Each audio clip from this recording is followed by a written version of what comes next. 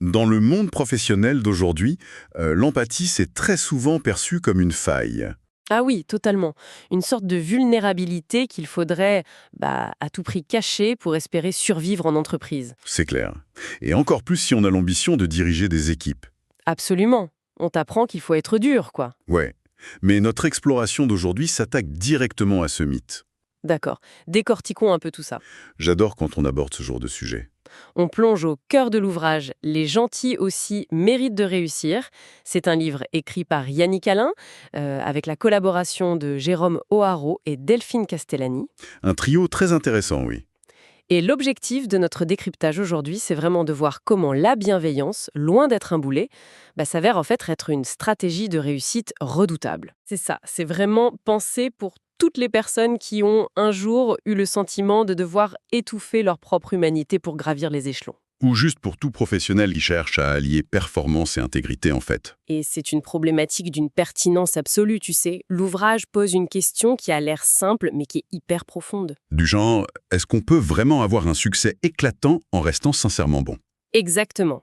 Surtout dans un environnement économique qui a historiquement toujours glorifié la dureté, la compétition acharnée. Ouais, la fameuse loi de la jungle, quoi. C'est ça. Et l'idée fondatrice du livre, c'est vraiment de redéfinir la gentillesse. Pas comme un trait de caractère un peu passif ou une carence. Mais comme une vraie compétence, c'est bien ça? Carrément, une compétence comportementale active, une soft skill, comme on dit. D'accord. Et la thèse soutenue ici, c'est qu'il s'agit probablement de la compétence la plus cruciale et la plus mal comprise de notre époque.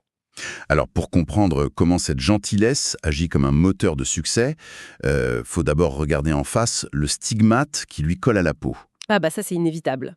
Le livre s'ouvre d'ailleurs sur une anecdote que je trouve assez révélatrice. Oui, celle de l'auteur principal, Yannick Alain. Voilà.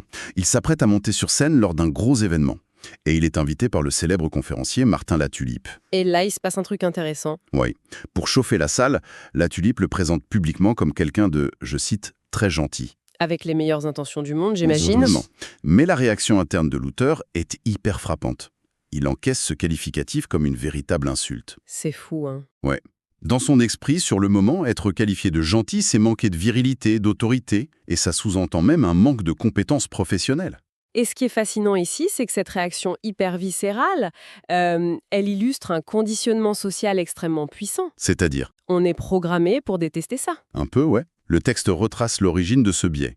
Il explique que depuis la période des 30 Glorieuses, avec la croissance forte et la compétition à outrance, notre culture a presque institutionnalisé l'idée que la loi du plus fort est la seule voie viable. La fameuse loi du marché. Exactement.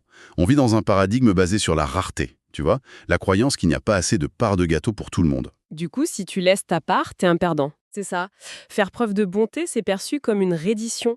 La société a fini par amalgamer la gentillesse avec la pure soumission.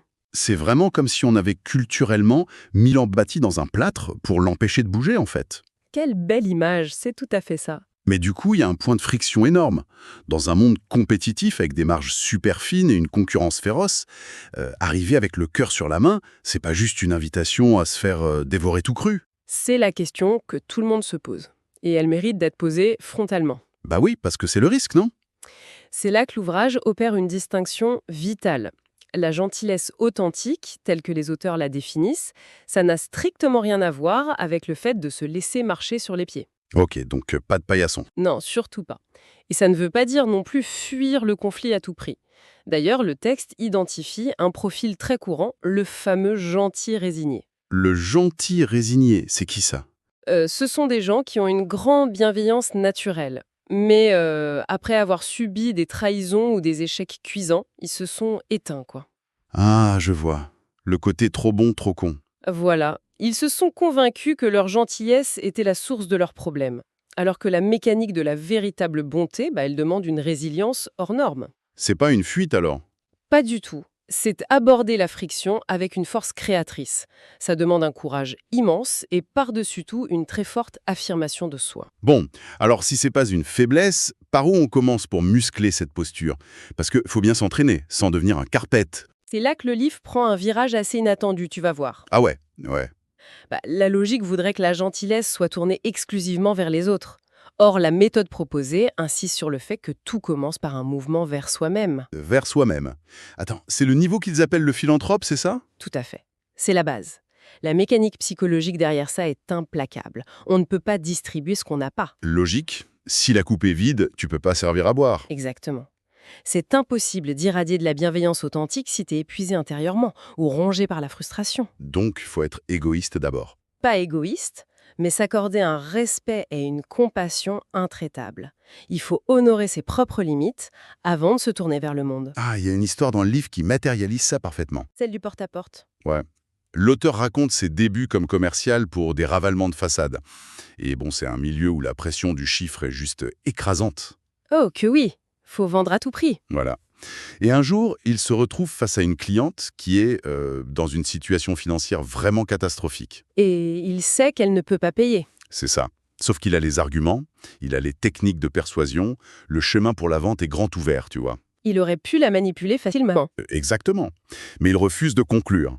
Il choisit de ne pas pousser à la vente. J'imagine la tête de son boss. Ah bah quand il rentre à l'agence, pour son patron, c'est une faute professionnelle grave. Tu m'étonnes. Mais du point de vue de l'auteur, bah c'est une victoire absolue sur le plan de l'intégrité. Et si on décortique ça, on comprend vraiment le niveau du philanthrope. Pour le regard extérieur, axé sur la performance, c'est juste une perte d'argent. Un échec pur et simple. Mais le mécanisme interne est différent. Forcer cette vente, ça aurait été une blessure directe à sa propre éthique. Ah, je comprends. Il s'est protégé lui-même en fait. C'est ça. Refuser de vendre ce service à quelqu'un de vulnérable, c'est de l'empathie pour elle, bien sûr. Mais fondamentalement, c'est un acte d'autopréservation morale. Son estime de soi reste intacte. C'est là que ça devient vraiment intéressant, parce que du coup, on pourrait faire une objection de taille. Laquelle? Faire passer sa propre intégrité en premier, poser ses limites au risque de contredire les objectifs de son entreprise, c'est pas un peu narcissique? C'est une critique qu'on entend souvent. Bah oui, on pourrait dire que c'est juste de l'égoïsme, mais habillé avec le joli mot de gentillesse. Mais cette confusion repose sur une vraie incompréhension. Poser des limites fermes, c'est l'acte fondateur de toute relation équilibrée. Sans limite, c'est la porte ouverte aux abus. Sans limite, l'aide que tu apportes, ça se transforme très vite en sacrifice. Et le sacrifice produit un poison, le ressentiment. Ah ouais, le fameux collègue qui aide tout le monde et qui finit par détester la terre entière parce que personne ne le remercie. Exactement. Il finira par en vouloir à ses clients, à ses collègues. C'est pour éviter ça que le livre propose un cadre structuré autour de l'acronyme GAMER. Ah oui, le modèle Gamer, G-A-M-R-E-R. Ce qui me farpe là-dedans, au-delà de l'énumération, c'est comment ça redéfinit le contrôle. Complètement. Par exemple, le A pour acceptation. Ça ne veut pas dire se résigner face à l'injustice.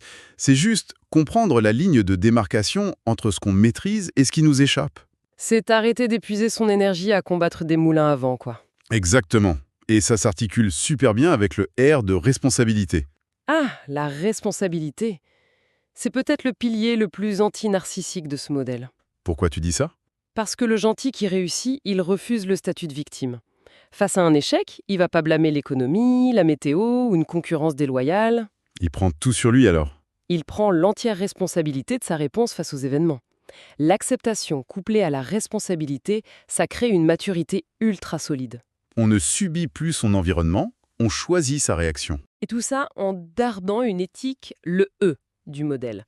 Ça garantit que ton intention est alignée avec tes valeurs profondes. D'accord. Donc, une fois que cette forteresse intérieure est bâtie, qu'on n'est plus dans le sacrifice, comment cette énergie survit quand elle entre en contact avec le monde extérieur? Parce qu'on ne vit pas en vase clos. Bah oui, au boulot, il y a les autres.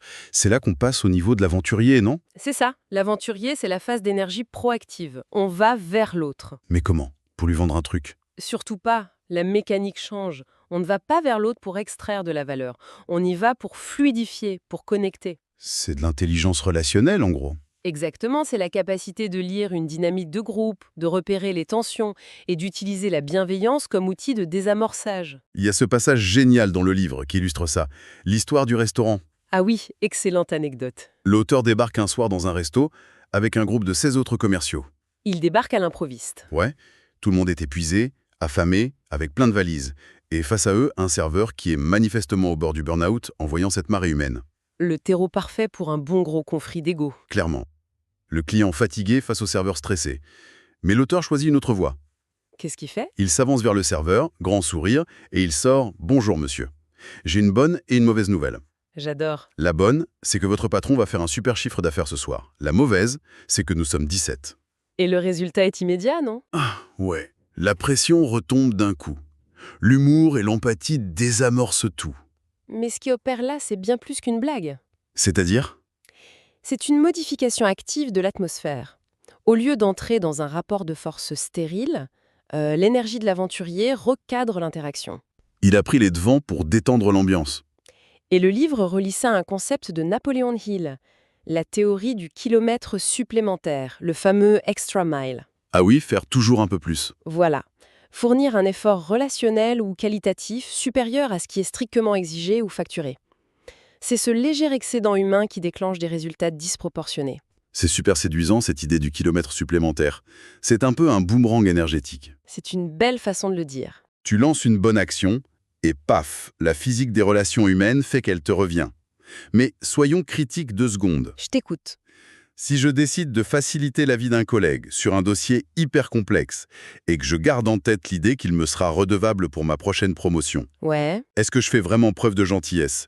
Est-ce que c'est pas juste une transaction déguisée sous du vernis de courtoisie? Ah, ça soulève une question essentielle, et là-dessus les auteurs sont intraitables. Ah bon? Ils disent quoi? La distinction entre la gentillesse instrumentalisée et la vraie bienveillance tient à un seul mot, l'intentionnalité. L'intention. Donc s'il y a un chronomètre caché, Si tu tiens un registre de dettes secrètes, tu bascules dans la comptabilité relationnelle. c'est plus de la gentillesse, c'est du commerce. Exactement. Le livre explique que la loi de l'abondance, le fait que les opportunités se multiplient autour des gens bienveillants, elle se grippe totalement s'il y a une attente de retour immédiat. Faut donner sans rien attendre en retour. Il faut semer avec la seule intention de semer. On donne parce que ça reflète nos propres valeurs, pas pour que cette personne spécifique nous rende l'appareil. La nuance est quand même énorme. Elle est capitale, parce que c'est précisément ce détachement total qui inspire une confiance profonde chez les autres. Et cette confiance, à terme, c'est ça qui génère des retours inattendus? Souvent par des canaux complètement indirects d'ailleurs. C'est un vrai changement d'état d'esprit. On quitte la logique de troc pour un état d'être. Et quand on a cette posture proactive, on tisse un réseau ultra dense. Ce qui nous amène directement au dernier grand axe de l'ouvrage, l'énergie sociale. On passe à une échelle plus grande, le leadership. Le niveau du leader, oui. Mais le livre nous force à nettoyer ce terme de tous ces vieux clichés, Ouais, c'est pas le chef tyrannique au sommet de la pyramide. Pas du tout. Le leader ici, c'est celui qui éclaire le chemin. Celui qui embarque les autres, non pas par la coercition, mais par l'inspiration. Le texte parle d'une mécanique très ancrée dans nos têtes, la dictature du « ou ». Ah, ce fameux « ou ». Depuis l'école, on nous dit de choisir. Tu veux être respecté ou être aimé? Tu veux être performant ou être humain? Exactement. Et la proposition du livre, c'est de passer à la philosophie du « et ». Il est tout à fait possible d'être redoutablement efficace et profondément à l'écoute. Prendre des décisions stratégiques difficiles et les communiquer avec une vraie humanité. Et le leader qui fait ça devient un aimant à opportunité. Il y a une belle formule dans le livre pour résumer ça. Laquelle? Il vaut mieux être celui qui sème que celui qui sait. J'adore. Celui qui partage plutôt que celui qui prétend avoir la science infuse. Exactement. Et si on regarde des dynamiques réelles des entreprises, on comprend vite pourquoi cette gentillesse est ultra rentable. Bah oui, parce que la transmission, c'est la contribution ultime. Un leader qui aide ses équipes à grandir, à trouver leurs talents, il crée un écosystème blindé. Ça crée de la sécurité psychologique. C'est le mot-clé. Quand les gens se sentent en sécurité émotionnelle, le turnover chute, L'innovation monte parce qu'on n'a plus peur de faire une erreur. l'engagement crève le plafond. Un leader bienveillant, il ne divise pas son pouvoir, il le démultiplie. La réussite collective se nourrit d'elle-même. Voilà. Alors, qu'est-ce que tout ça signifie concrètement pour notre auditoire? Si quelqu'un veut appliquer ça demain matin devant son ordi. C'est la grande force de l'ouvrage. Il regorge de principes très actionnables. Comme la méthode DARE, par exemple. D-A-R-E. Oui, pour décider, agir, résultat, évolution. Les 2 premières étapes sont classiques, mais c'est la suite qui est intéressante. La boucle vertueuse, ouais. Obtenir des résultats, c'est avoir la lucidité d'analyser froidement ce qui a marché ou pas, sans que l'ego s'en mêle. Et l'évolution, c'est l'ajustement comportemental qui suit. Se demander en permanence comment je peux franchir un nouveau cap. Ça demande une sacrée honnêteté intellectuelle. Grave. Et pour garder cette honnêteté, le livre pointe un piège redoutable. La comparaison aux autres. Le poison ultime. Regarder les succès des autres, ça nourrit juste la jalousie ou le complexe d'infériorité. Ça tue la gentillesse. La seule personne à laquelle on devrait se comparer, c'est notre moi de la veille. Faire juste un petit peu mieux qu'hier. Et pour y arriver, le livre s'appuie sur une idée de la chercheuse Brené Brown. La vulnérabilité. Exactement. Avoir l'audace de dire « je me suis trompé » ou « j'ai besoin d'aide ». Et loin de détruire l'autorité, ça agit comme un pont relationnel super solide. Ça montre qu'il y a un humain derrière la fonction, quoi. C'est le triomphe de l'authenticité sur la perfection de façade. En abaissant ce masque d'infaillibilité, le leader accorde le droit aux autres d'être humains aussi. Et toute l'énergie gaspillée à paraître parfait est enfin utilisée pour être créatif et résoudre de vrais problèmes. C'est limpide. Quand on rassemble toutes ces pièces, le message central des gentils aussi mérite de réussir est hyper puissant. L'empathie, la bonté, ce ne sont des faiblesses que si elles manquent de limites et de courage. Lorsqu'elles sont structurées, ça devient un moteur de réussite en 3 dimensions. D'abord, le respect de soi avec le philanthrope. Puis le rayonnement vers les autres, grâce à l'aventurier. Et enfin, l'impact systémique avec la posture du leader. C'est une architecture qui donne envie de lire le livre en entier pour y puiser toute l'inspiration. Et pour clore cette analyse, il y a une réflexion inédite qui me vient si on se projette dans le futur proche. Vas-y, je suis curieux. Le monde professionnel s'automatise à une vitesse folle. Ouais, les algorithmes, l'IA, ça calcule et ça rédige plus vite que nous. Exactement. L'efficience technologique est partout. Du coup, une question vertigineuse se pose. Quelle sera la compétence ultime, celle qui échappera toujours aux lignes de code? Ah, je vois. La réponse est au cœur de ce livre, l'empathie authentique. La capacité à tisser des vrais liens humains. Comprendre la nuance d'une émotion, savoir désamorcer un conflit avec humour, ça, c'est inautomatisable. L'IA ne peut pas être gentille de manière authentique. Voilà. Et si demain, la gentillesse devenait non plus une simple qualité morale, mais la compétence économique la plus rare et la plus lucrative du marché du travail? Waouh, ça change radicalement notre façon de voir les salles de réunion de demain. Et le vrai avantage stratégique, ce ne sera plus l'agressivité d'un requin, mais la profondeur de l'intelligence relationnelle. C'est une pensée fascinante pour notre auditoire. Gardez l'esprit ouvert et continuez d'explorer.